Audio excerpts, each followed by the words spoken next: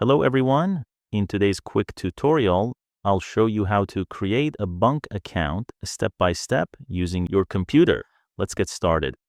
First, go to bunq.com and click Sign Up. Now choose your type of account. For me, for my business, me and my partner, for me and my child. Select the one that suits you best, then tap Next.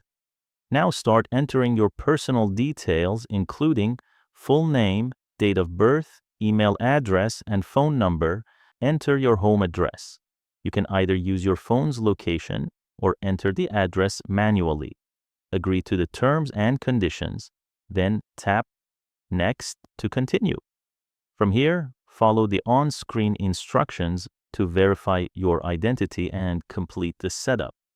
Once done, your bunq account will be ready to use.